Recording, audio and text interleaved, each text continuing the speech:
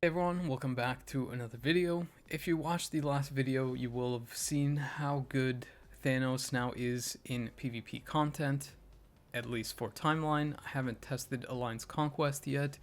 but I will be testing that, and I'll probably have a video on that at some point later on. Probably sometime around when I do the next AC tier list update. Anyways, this video is about Ultron, and unfortunately, like other people, I kind of expected the Ultron uniform to be maybe like a tier 3 uniform or something like that to really give him a massive boost, and this is considering the fact that all World Boss Ultimate and World Boss Legend characters are native tier 2 or native tier 3 characters. So it wasn't too far off to expect something major for Ultron's upgrade, but we ended up getting a normal uniform, so some people aren't really happy about that. I don't really know how I feel about it, but the uniform that he did get does give him a really good improvement and makes him both really strong in PvE content and actually surprisingly good in PvP content.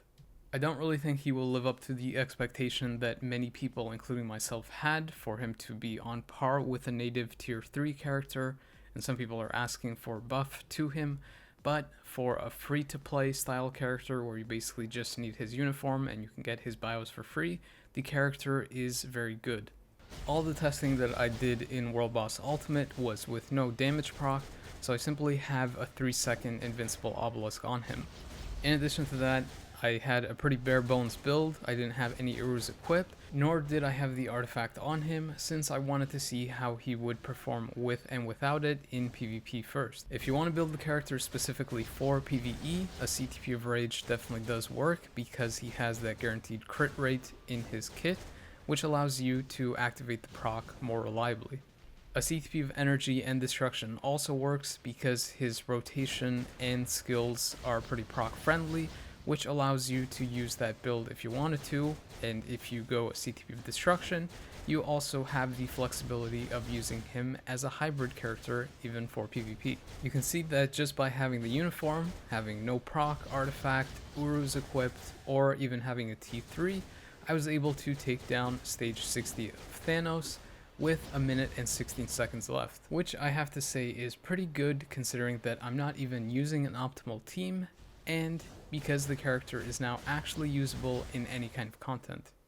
There's two rotations that I was messing around with when I tested out Ultron, and they relate to the type of build or proc that you have. If you're using a rage build, the rotation that I found worked the best was to open with the 4th skill and then cancel into the 3rd skill, let that play out fully, and then go into the 5th skill and let that play out fully. From there, you would use your 1 and then immediately cancel into your 2 and use those as filler till your skills are back off cooldown. If you're using a CTP of Energy or Destruction, the rotation is different. You would open with the 3rd skill and immediately cancel into the 4th skill, which you would then immediately cancel into the 5th skill, which is the skill that you would want to proc on. Similarly to the rage build, you would then do your 1st skill and immediately cancel into your 2nd skill to use them as filler damage or to fill up your T3 when you have it,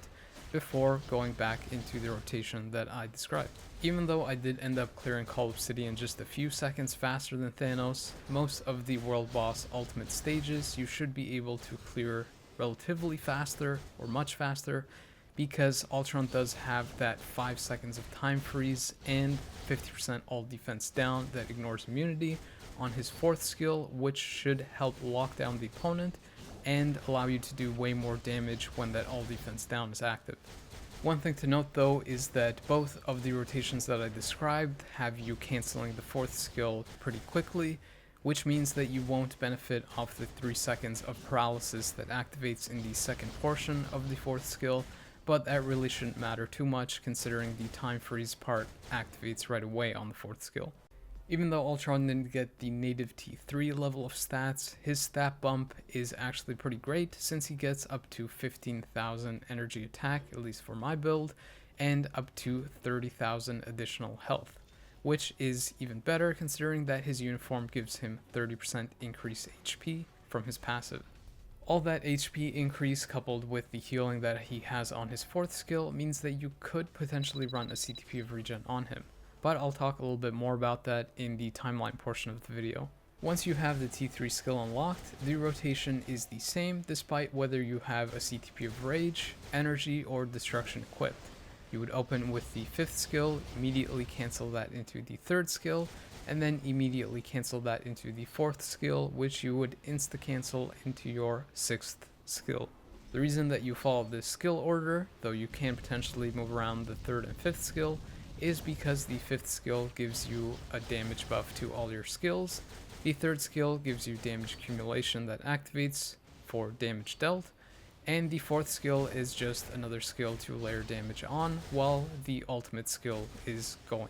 The T3 actually does a lot of damage and is very similar to Sharon Rogers' T3 skill, which means that when you get that T3, you basically get a lot of value added to the character, at least for PvE. You can basically see that in this clip since I was able to take down Thanos about a minute and 15 seconds faster than before. The improvement versus Cull Obsidian is even better since that all defense down applying and then following with the T3 allowed me to clear it 2 minutes faster than before, or about 45 seconds faster than Thanos. To get a better idea of his base damage, I took him into a stage 9 of Knull using only his leadership and no supports. He actually finished with pretty good clear time, leaving a minute and 38 seconds left on the clock. To see how much further I could push him, I gave him 2 supports and bumped it up to stage 14 and was able to clear this with a minute and 7 seconds left over, which I have to say is pretty respectable considering that I still do not have a damage proc on him. And then finally, after I finished my PvP testing with the CTP of Destruction, I decided to go back and test the highest stage of Knull that I could. So this is with a mighty CTP of Destruction that has that 120% extra boss damage from the strike effect, and with it I was able to take down stage 35 of Knull with about a minute left over. At this point in the testing I still didn't have any Urus equipped on him, so if I did equip all the damage Urus on him and possibly some Odins, I think that I should have been able to take down stage 39 of him. If I had to guess from his performance, I wouldn't say that he's as good as some of the other top end villain characters like say Moonstone or Loki,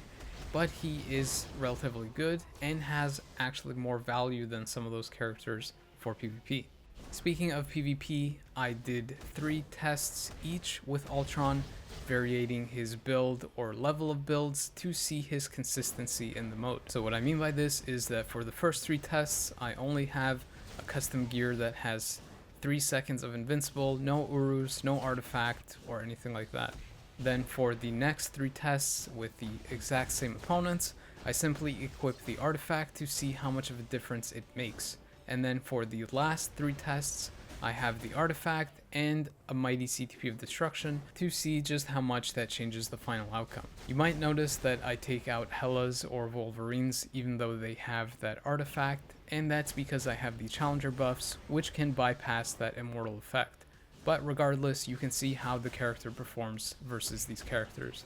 As you can see, Ultron is pretty decent since I'm already able to take down sentries as well as possibly other meta characters,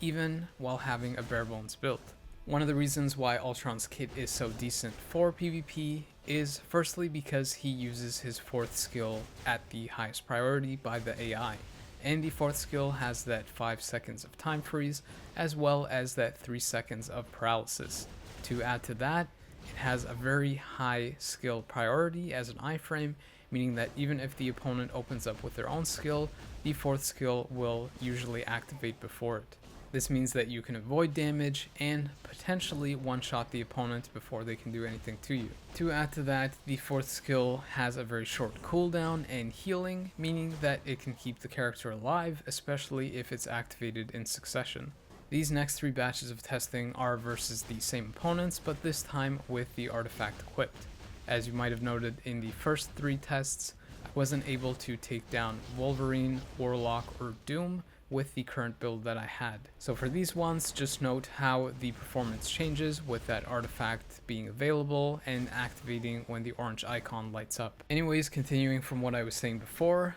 The reason that he's good for PvP is not only because of that 4th skill, but the AI then follows with the 5th skill, which does a lot of damage and is an iframe skill with good priority as well. As you saw there, with the artifact and that high damage 5th skill, I was able to one-shot Wolverine even with no damage proc. Following that, the AI then focuses on the 3rd skill, which also is a long iframe skill with good damage. This is likely why you'll see a pretty good performance improvement if you have the artifact equipped, because any of those 3 potential skills can turn into an iframe ignore skill, and the artifact also gives you additional base damage when it activates. To add to the fact that Ultron constantly iframes and is healing from his 4th skill, he also now received 40% damage mitigation on his tier 2 passive. You can see another example of how good that artifact is, since I was able to take down one of Doom's lives that I wasn't able to before. If you're wondering what kind of build to use on him, I would say that the safer bet would be probably a CTP of Authority, or even possibly a CTP of Regen. As I mentioned earlier, a CTP of Regen is viable because he got all that HP added to him, and because he constantly spams his 4th skill, which has a heal on it. However, if you are to take him versus some of the stronger PvP characters out there that have super guard break, he's likely to get locked down and you won't really benefit too much from that healing. This is where I suspect that a CTP of Authority, especially with the steal effect, might be a little better versus those kinds of characters, since it can protect you from being super guard broken, and because that steal effect will stack on with the 40% from his tier 2 passive, allowing you to mitigate a lot of damage and then also heal back up when that 4th skill activates. That said, the final build that I'm currently testing him with is a CTP of Destruction, and the reason for that is because he is missing penetration from any of his skills or passives. So these last clips are basically with the CTP of Destruction and that artifact on. Now, although I did say that he is safer with that Invincible and Shield on his build, especially with the steal effect versus some of the higher metas, the fact of the matter is that if you don't have penetration, going 1-to-1 with some high level PvP characters, especially once they get some of their skills going, having buffs up and their iframe ignores active, means that you might not be able to hang with them, which is the reason why I went with a CTP of Destruction, since I want to take them out quickly before they start getting their characters stacked up with those buffs and going into heavy one-shot skills. Another reason why I went with Destruction is because his survival is already pretty good for the reasons that I mentioned before, and because his base damage is pretty solid, meaning that with the proc he has the potential to one-shot very high health or tanky characters, especially if the proc obviously activates with the artifact, allowing him to go through iframes and potentially one-shotting characters right from the get-go. From this clip, you could see that I was able to take down both of Doom's lives, whereas before, without the Destruction, I was only able to take down one. If you also paid attention to the previous 2 clips versus the Warlocks, so the one where I only had the Invincible Obelisk and the one where I had the Obelisk and the Artifact,